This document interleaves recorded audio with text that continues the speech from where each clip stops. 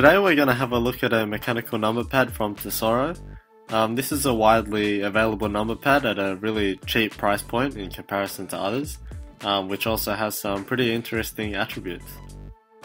Looking at the box, we can see the number pad itself on the front, and it's called the Tesoro Tizona, Elite Mechanical Gaming Numpad. On the sides, it mentions a few features, and on the back we have a bunch of languages talking about more of the numpad's features. On top of the box there are 4 key switch options, being blue, brown, black and red, and as we can see today we have the brown switch version. Before taking the numpad out of the box, we can open up the front preview flap, and this just displays the numpad itself through the clear window. And on the flap itself it shows that it's optimized for the Tizona 10 keyless mechanical keyboard. Opening up the box, we have a mini USB extension cable, and lifting the plastic cover off we have the numpad itself.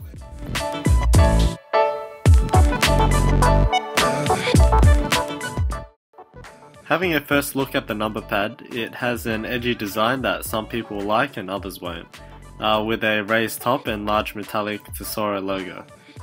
The unit is expectedly sized at 105 by 141 by 24mm.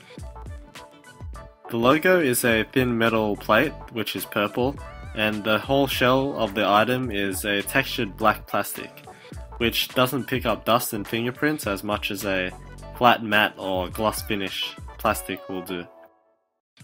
On the sides of the numpad we can see one of its interesting attributes. There are 2 small strong magnets, and this is the same on the other side of the numpad. On this side there is also a little USB cable coming out of the unit. So the point of this, as seen before on the box, is to have a removable and switchable numpad for the Tizona 10 keyless mechanical keyboard. Turning it over, there is a large rubber foot on the bottom and 2 more on the feet for both the flat and elevated positions. Having the 2 feet flipped up, you can easily move the cable around to either the right or left for direct connection with the Tizona keyboard. But for the rest of us, this is where the extension cable from earlier becomes really useful. Just connect the extension cable, which is braided, and it will be more than adequate to reach a USB port somewhere in your setup, and this is 1.8 meters long. So looking at the layout, we can tell that it's a standard US layout with the exception of one area. I'll compare this to a typical mechanical keyboard, and this is the Ozone Strike in this case. A normal number pad will have 17 keys, however this unit has 18. This is to allow them to fit the function key. This change in the layout really isn't big, and it doesn't change the position of any other keys, but will instead just shrink the plus key. So the function key layout is really basic and won't make the number pad more gamery, like setting different functions or macros for games. Instead it just allows you to switch between the default 6 N key rollover or the full N key rollover mode. Basically what this means is that if it's on the default setting, you'll only be able to press 6 keys at a time. But switching to the full N key rollover mode means that each key is scanned independently by the keyboard and each will be detected. So therefore you can mash all the keyboards at once and they'll all register. So that's what the 6 and N characters represent. By removing the keycaps with a keycap puller, we can see how they managed to sell this numpad at their cheap price point. The main thing is that it uses Kailh switches. Basically these are the cheaper Chinese clones of the German-made Cherry MX switches, which generally has looser tolerances and are of lesser quality. However, these are still mechanical key switches and will provide a really nice mechanical feel. And also, as they are clones, they will be compatible with all the Cherry MX keycaps. For this particular model we have the Kailh Brown switches, which are supposed to be the Cherry MX Brown equivalent, although the Kailhs are less tactile and feel a bit more smooth and are a touch heavier. The longer keys use wire stabilizers, which has some lube on the ends for smoother operation. And now for the sound test.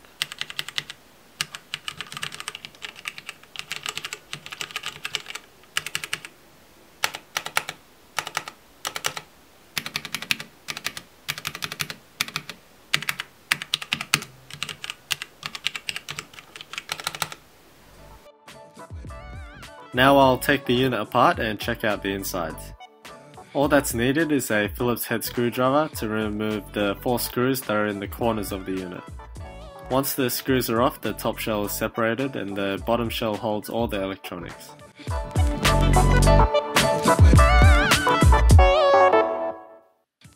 At this point I can see that the electronics can't be separated from the bottom shell without removing the hot glue that further secures the wiring. We can also see the magnet sticking to the metal mounting plate, therefore it makes the keys plate mounted rather than PCB mounted. So if you wanted to switch out the key switches, you would have to desolder them rather than take them apart from the top. But this is really good for durability and the strength of the unit, as well as giving it more weight. Looking at the bottom of the PCB, we can see the 18 switches which can be desoldered and changed. And this is actually my main reason in getting this product. Basically what I wanted to do is turn this into a key switch tester, but not being useless like most of the other key testers, but to have it as a functioning key testing numpad. So overall, this really is a budget numpad. If you happen to have the matching 10 keyless keyboard, then this will be quite a really good useful inclusion. The numpad of course will only be useful for people with 10 keyless keyboards who might want to use the numpad once in a while and can be easily put away. Of course this is also applicable for smaller keyboard users as well, such as the 60% keyboards, but it will be taller than the keyboard itself. I feel that the Kailh switches will be more than adequate, especially if it's not used as much since it's only a numpad. And the unit overall feels quite nice with the plastic shell being reasonably thick. Unfortunately, I don't have the matching keyboard to see how it looks next to it, but overall I'd say for the price it can be a pretty useful device.